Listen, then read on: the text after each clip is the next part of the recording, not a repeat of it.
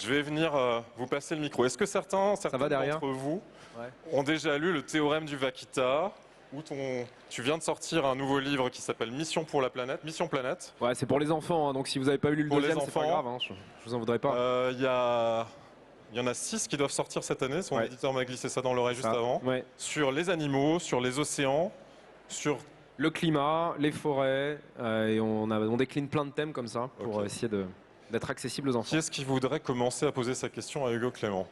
Ne soyez pas timide. Je vois qu'il y a deux. Allez, je vous apporte le micro. Merci. Bonsoir. Bonsoir. Je reviens sur...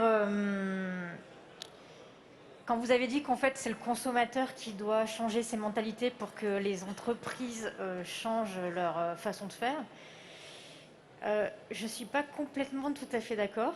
Peut-être que j'ai changé d'avis. Je vais prendre un exemple très concret justement sur les fruits et légumes de saison. J'ai déjà posé la question hier, la réponse qu'il m'a apportée m'a un peu décontenancée. Mais justement, j'ai posé cette question à un distributeur.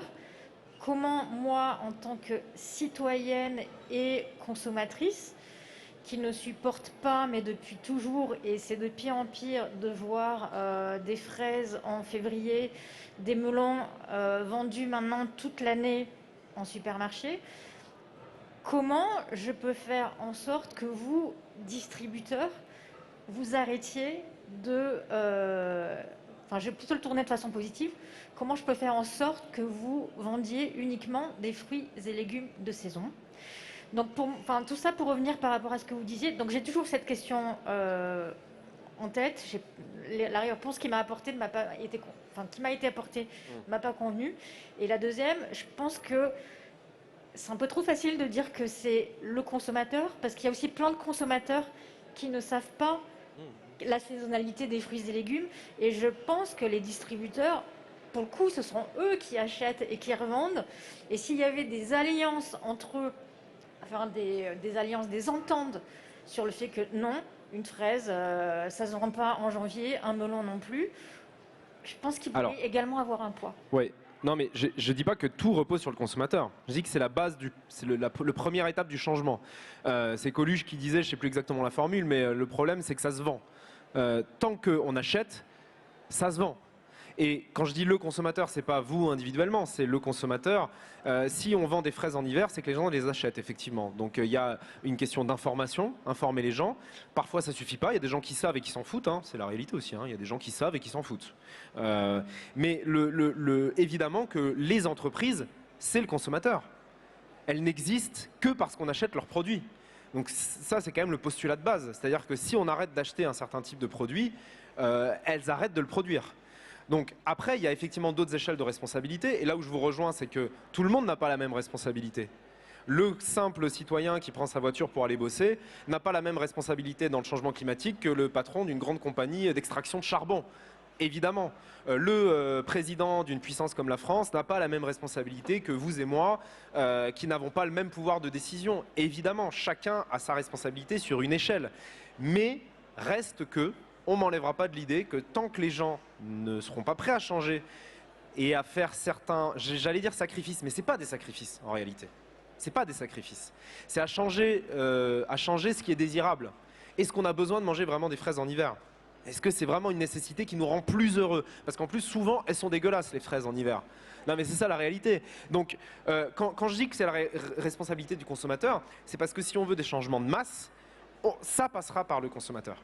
Et par le politique, le législateur, qui va devoir effectivement enclencher certains changements sans attendre que le changement de consommation massif soit arrivé.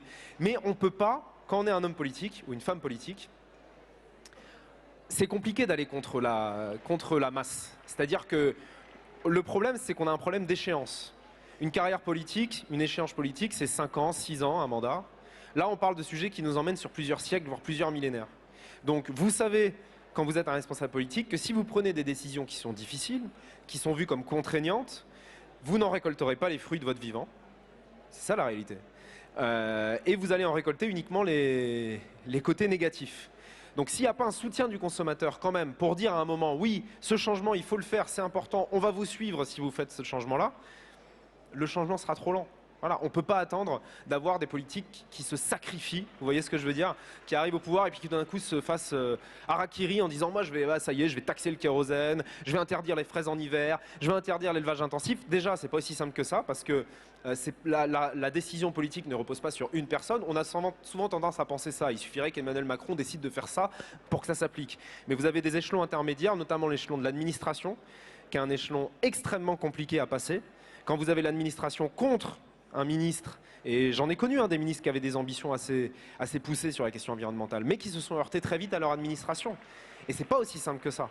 Donc les changements, ils se font sur malheureusement un temps qui est assez long, et ça suppose d'abord que le consommateur soit prêt à suivre.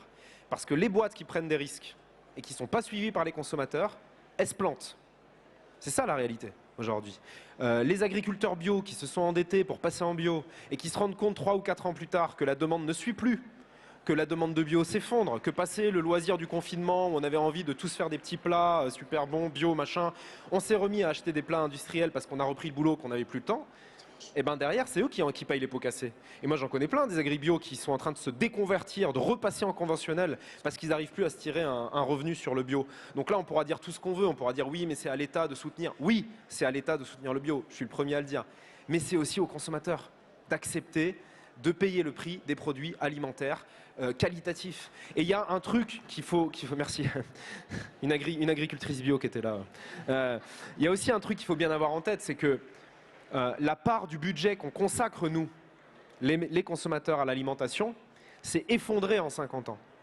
Il y a 50 ans, on consacrait une part, je ne vais pas vous donner de chiffres parce que je ne les connais plus de tête, mais on consacrait une part beaucoup plus importante de notre budget à se nourrir. Aujourd'hui, on accepte de payer pour tout, sauf pour la bouffe. On est d'accord de payer des prix complètement hallucinants dans du matériel électronique, dans des abonnements de streaming.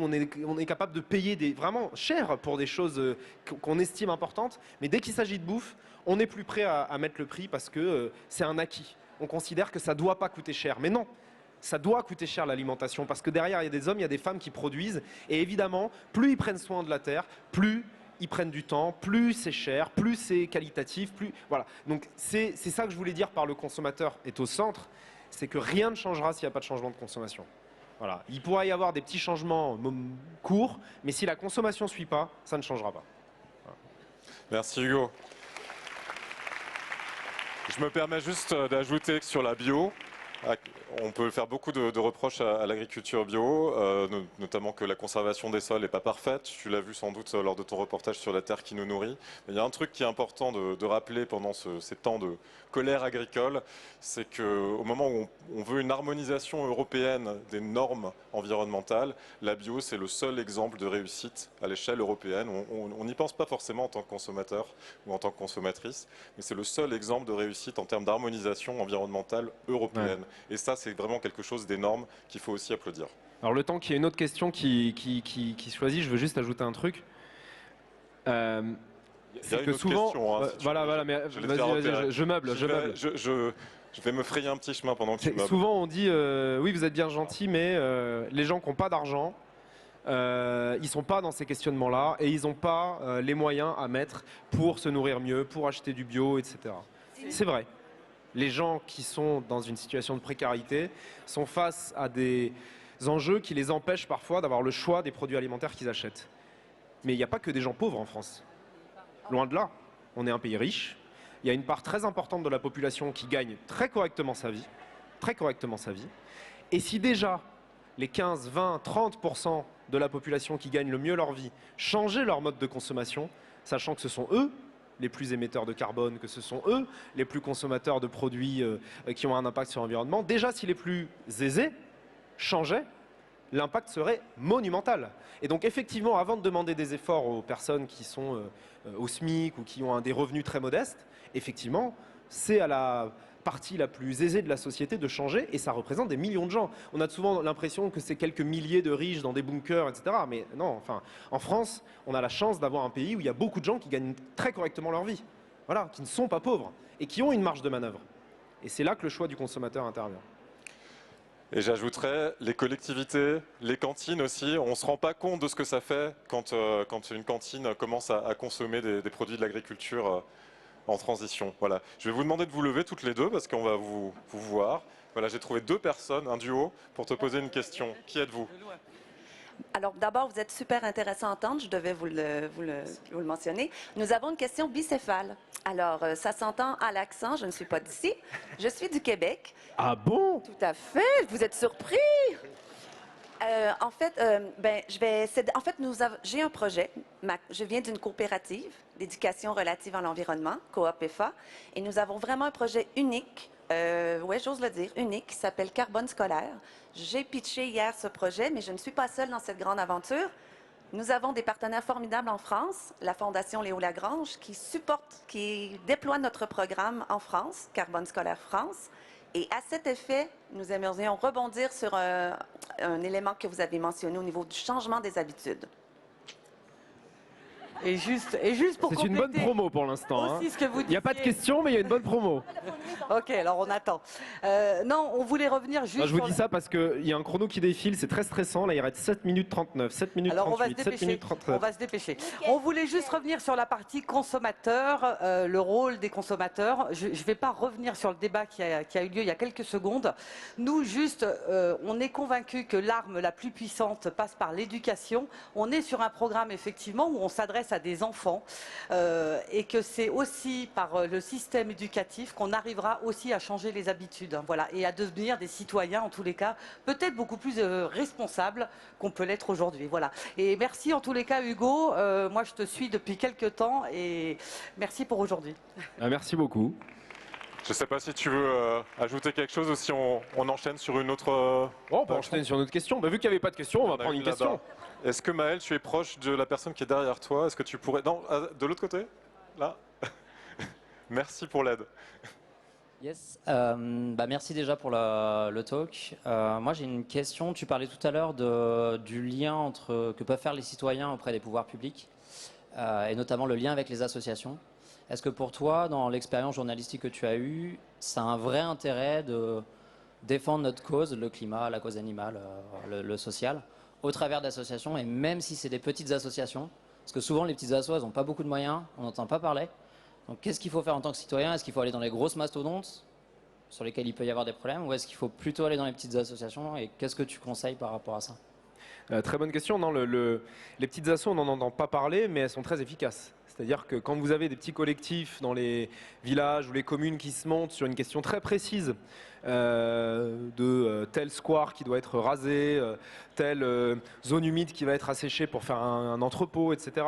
C'est souvent les petits collectifs citoyens d'habitants qui sont les plus efficaces. Parce que les élus locaux, les responsables locaux savent que ce sont des gens du territoire qui vivent là, qui votent là. Et ça, c'est pas négligeable.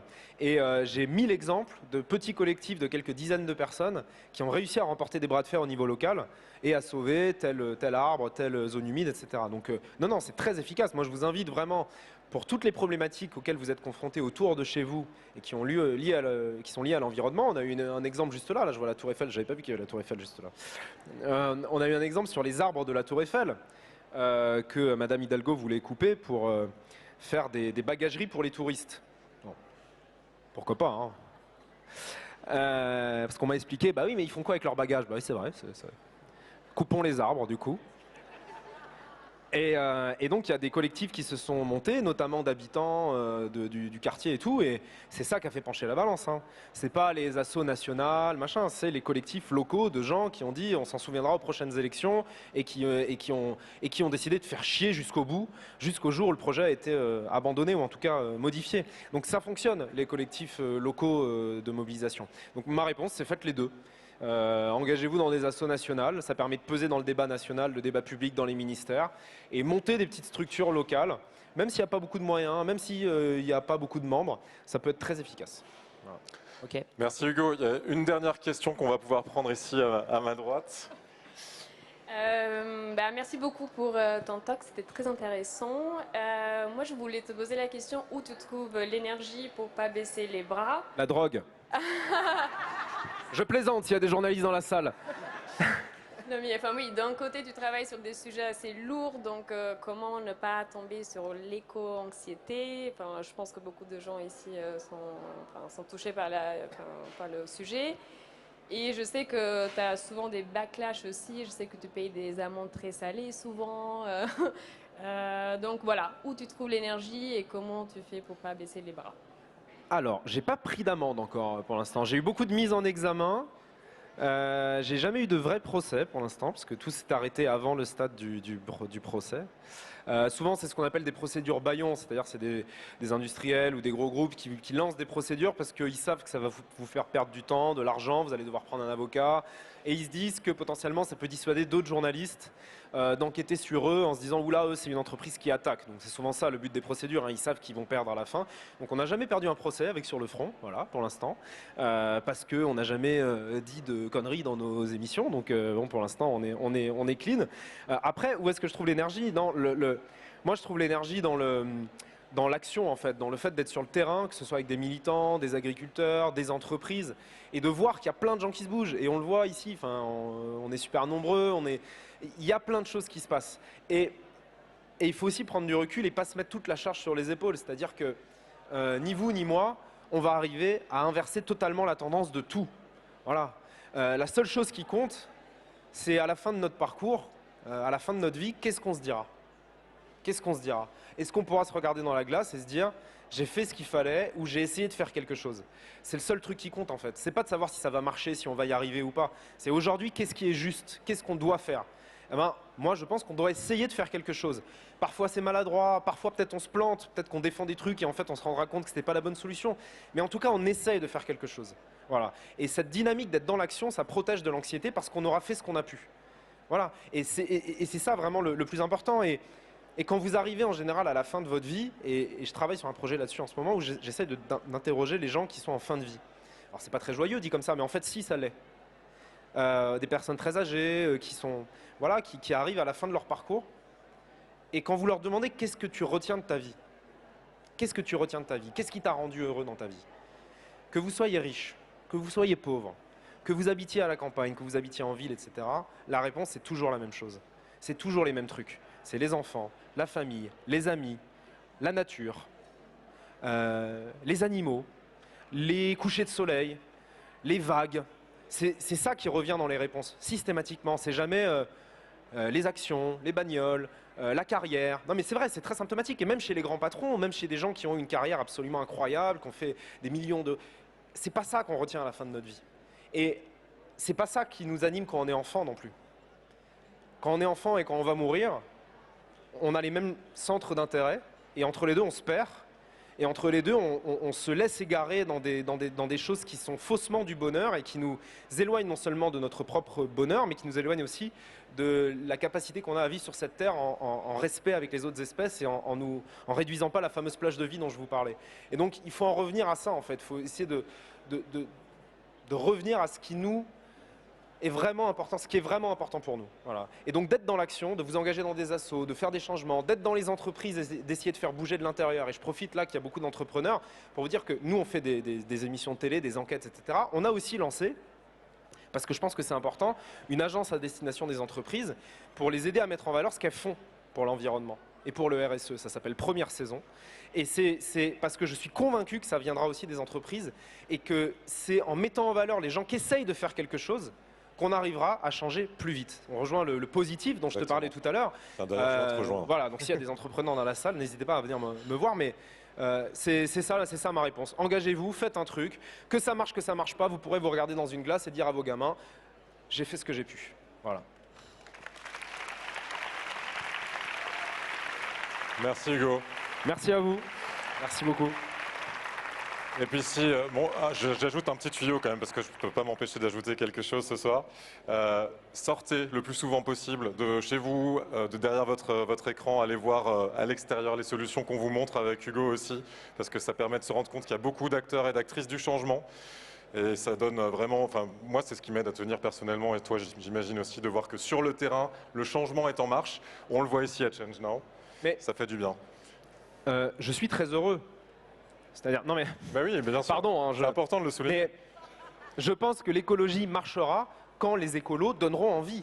et seront heureux et sympas. Si l'écologie, c'est des gens qui nous engueulent et qui sont tout tristounes, ça ne marchera pas. Non mais vraiment, sincèrement, c'est aussi bête que ça. C'est aussi bête que ça, c'est une bataille de communication, c'est une bataille d'image aussi, l'écologie. Et donc, il faut que nous soyons heureux. Et c'est pas parce qu'on est dans un monde un peu compliqué, avec des enjeux vraiment qui sont pas joyeux, qu'on doit s'empêcher d'être heureux. On a une vie qui est très courte.